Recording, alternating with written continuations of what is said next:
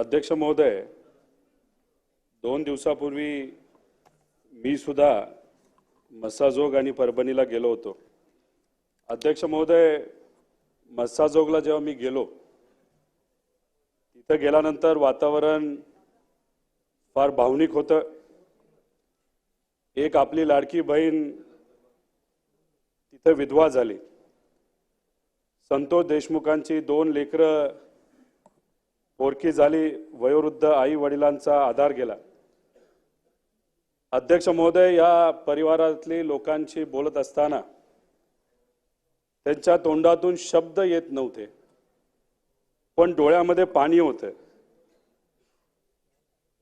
आणि त्यांच्या डोळ्यातल्या पाण्याकडे बघितल्यानंतर एकच गोष्ट मला जाणवत होते की त्यांना न्याय पाहिजे होता। त्यांच्या लहान मुलांना, पत्नीला, आई वडिलांना न्याय पाहिजे होता। अध्यक्ष महोदय,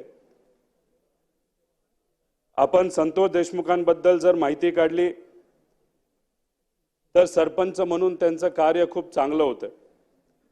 आपल्या गावासाठी अनेक बक्षिसं त्यांनी मिळवली होती। आणि अशातच ही दुर्दैवी घटना अध्यक्ष महोदय त्या परिसरामध्ये घडली। अध्यक्ष महोदय, 6 डिसेंबरला औदा कंपनी जी त्या भागामध्ये विंडमिल लावत आहे, त्या कंपनीमध्ये काही गुंड प्रवृत्तीची लोक आली, ज्याच्यामध्ये घुल्या असेल, चाटे असतील, असे अनेक लोक त्याच्यामध्ये आहेत। आणि तिथं आल्यानंतर संतोष देशमुख सरपंच असताना 2 SC समाजाच्या मुलांना तिथं नोकरी मिळावी यासाठी त्यांनी प्रयत्न केले होते आणि सोनवणे नावाच्या एका व्यक्तीला तिथं नोकरी मिळाली होती। हे 7-8 गुंड प्रवृत्तीच्या लोकांनी त्या वॉचमॅनला मारायला सुरुवात केली। त्या वॉचमॅनने लगेच संतोष देशमुखांना फोन केला। फोन केल्यानंतर काही मुलांना घेऊन संतोष देशमुख तिथे आले आणि मला असं कळतं तिथं API नाही तर पोलीस अधिकारी सुद्धा उपस्थित होता। आणि मग संतोष देशमुखांनी पुढाकार घेऊन मध्यस्थी करून ते जे गुंड प्रवृत्तीचे लोक होते त्यांना बाहेर काढलं। एवढंच काम त्यांनी केलं। अध्यक्ष महोदय, हे गुंड प्रवृत्तीची लोक असतात, जर 4 चौघांमध्ये त्यांना कोणी बाहेर काढत असेल, हाकलत असेल, तर त्यांचा इगो हट होतो। त्यांना धतिंगिरी करायची असते आणि धतिंगिरी करत असताना असाच एका माणसाने त्यांना बाहेर काढलं, ते कुठेतरी त्यांच्या डोक्यामध्ये राहिलं। अध्यक्ष महोदय, ही घटना 6 डिसेंबरला घडल्यानंतर संतोष देशमुख आणि त्यांच्याबरोबर काही इतरही लोक आणि हे जे सोनवणे नावाचे वॉचमॅन होते ते पोलिसांकडे गेले आणि त्यांनी विनंती केली की हे जे काही 6-7 लोक इथे येऊन मारहाण करत होते त्यांच्यावर तुम्ही कारवाई करा। अध्यक्ष महोदय, कुठलीही कारवाई तिथे झाली नाही। त्या दिवशी जर कारवाई झाली असती आणि 6-7 जणांना जर पोलिसांनी कोथळीत घेतलं असतं, त्यांच्यावर कारवाई केली असती, तर 9 डिसेंबरला जी घटना घडली ती घडली नसती। अध्यक्ष महोदय, पण दुर्दैवी पोलिसांनी कुठलीही कारवाई केली नाही। त्याच्यामध्ये जर बघितलं तर एक पोलीस अधिकारी तर या प्रकरणामध्ये जो गुन्हेगार आहे त्याच्याबरोबर चहा पित होता आणि गाडीवर दिवसभर 9 तारखेला फिरत होता, अशी परिस्थिती होती। अध्यक्ष महोदय, 9 डिसेंबरला एखाद्या फिल्ममध्ये, एखाद्या पिक्चरमध्ये कसं दाखवतात तसं संतोष देशमुखांची गाडी अडवली, दोन्ही बाजूला गाड्या लावल्या, त्यांना त्या गाडीमध्ये घेतलं। अध्यक्ष महोदय, इतक्या वाईट परिस्थितीने मारहाण केली, आडबाजूला नेलं। अध्यक्ष महोदय, 3 तास त्याला मारलं जात होतं। म्हणजे त्यांचा अवयवाचा कुठलाही भाग राहिला नाही अध्यक्ष महोदय जिथं लायटरली पेटवलं गेलं नाही। अध्यक्ष महोदय, डोळे सुद्धा ठेवले नाही, बरगड्या मोडल्या। अध्यक्ष महोदय, त्यांच्याबरोबर त्यांचा भाऊ जो गाडीमध्ये गाडी चालवत होता तो पोलीस स्टेशनला गेला, 15 मिनिटात पोलीस स्टेशनला पोहोचला। 3 तास विनंती करत होता की माझ्या भावाला गुंडांनी तिथं घेऊन गेलेले आहेत, काहीतरी कारवाई करा, माझा भावाला तिथं धोका आहे। अध्यक्ष महोदय, 3 तास पोलिसांनी कुठली कारवाई केली नाही आणि दुर्दैवी 3 तासानंतर आपला संतोष देशमुख तिथं दुर्दैवाने मृत्युमुखी पडलेला बघितला। अध्यक्ष महोदय, त्याकडे बघितल्यानंतर अक्षरशः डोळ्यामध्ये पाणी येत होतं। आणि मग अशा चुकीच्या पद्धतीने ही घटना तिथं घडली आणि पोलिसांनी कुठलीही कारवाई अध्यक्ष महोदय केली नाही। पण 9 डिसेंबर आणि 3 डिसेंबरच्या आधी अजून एक घटना घडली होती, ते नोट करण्यासारखी आहे अध्यक्ष महोदय, की एक खंडणीचा गुन्हा वाल्मिक कराडच्या नावाने तिथं दाखल झाला होता.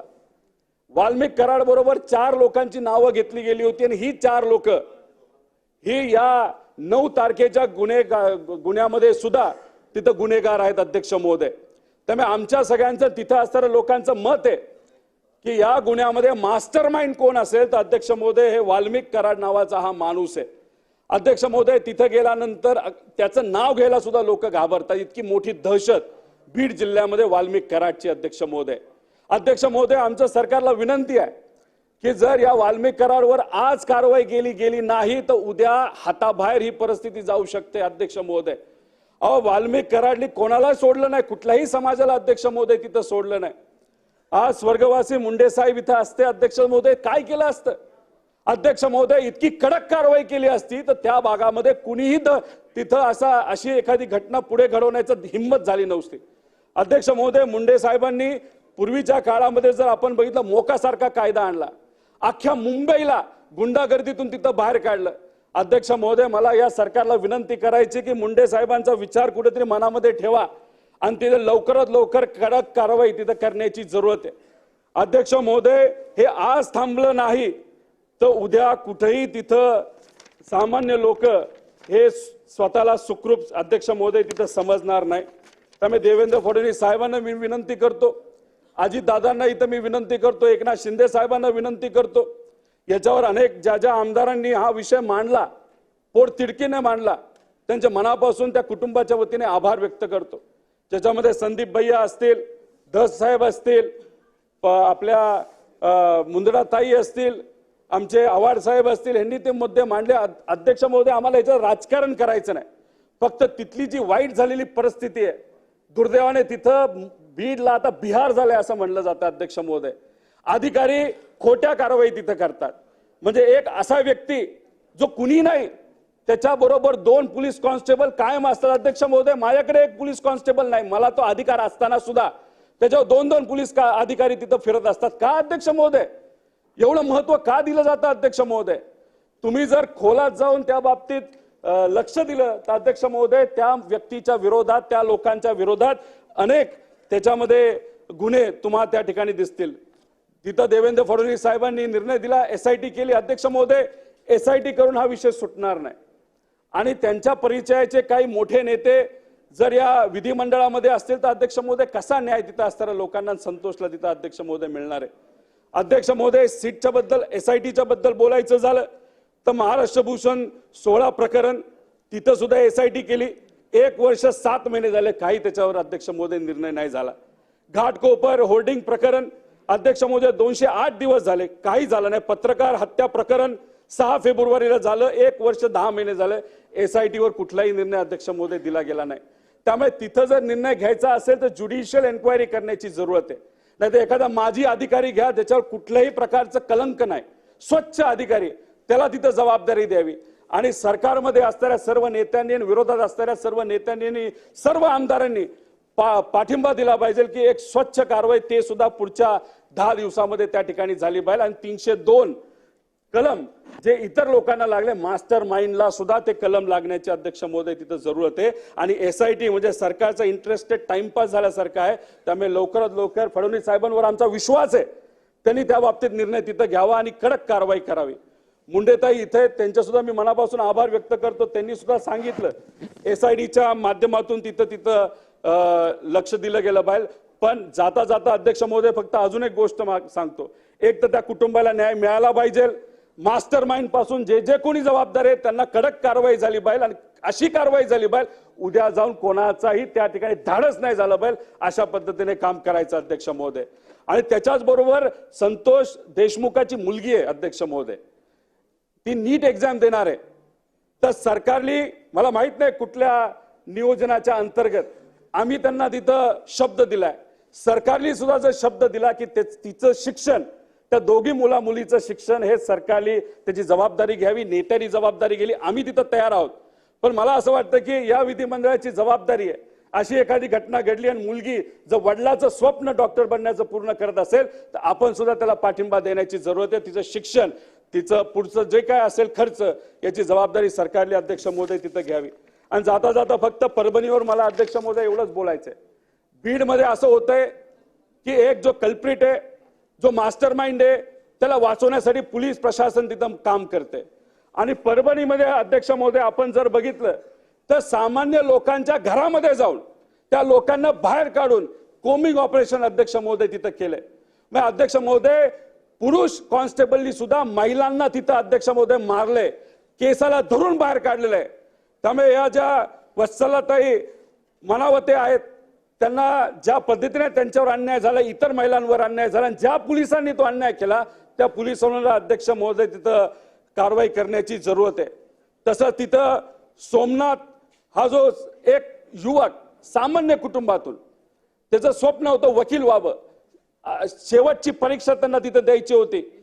त्यांच्या आईनी भावाली विनंती केली होती की बाबांनो त्याला परीक्षा द्यायची, त्याला बाहेर काढा पोलीस कस्टडीमधून. ती परवानगी नाकारली. पण ती नाकारत असताना अध्यक्ष महोदय सोमनाथ सूर्यवंशीवर काय केलं जात होतं तर त्याच्यावर लाठीचार्ज केला जात होता, त्याला अध्यक्ष महोदय पोलीस कोथळीमध्ये मारलं जात होतं. आणि मग कुठेतरी आपल्याला हे म्हणावं लागेल की सोमनाथ सूर्यवंशीचा तिथं हार्ट अटॅकने मृत्यू झाला असं म्हणून चालणार नाही. तिथं पोलीस प्रशासनाने त्याचा खून हा तिथं केलेला आहे, त्याला तिथं न्याय मिळण्याची अध्यक्ष महोदय जरूरत आहे.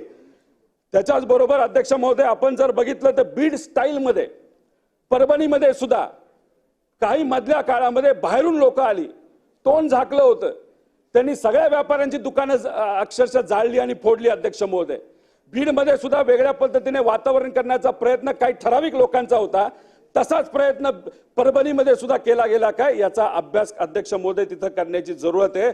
आणि आमच्या सोमनाथला अध्यक्ष महोदय तिथं न्याय मिळावा. जे जे कुणी अधिकारी जबाबदार आहेत त्यांच्यावर कारवाई तिथं झाली पाहिजे. अध्यक्ष महोदय कलेक्टर चांगलं काम केलं. अध्यक्ष महोदय 144 कलम तिथं लागू झाल्यानंतर कलेक्टर हे अध्यक्ष असतात, पण जेव्हा कोमिंग ऑपरेशन केलं कलेक्टरला त्याबाबत 1% सुद्धा माहिती अध्यक्ष महोदय नव्हती. मग काय एवढी घाई करण्याची जरूरत आहे? का सामान्य लोकांना बाहेर काढून मारण्याची अध्यक्ष महोदय तिथं जरूरत होती?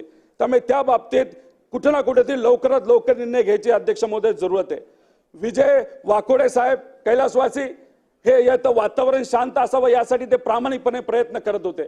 जेव्हा संतोषची बॉडी तिथं आली, तिथं अंत्यविधी चालू होता, त्यांच्या हृदयामध्ये दुखायला लागलं. अध्यक्ष महोदय अतिशय चांगलं काम विजय वाकोडे साहेबांचं होतं.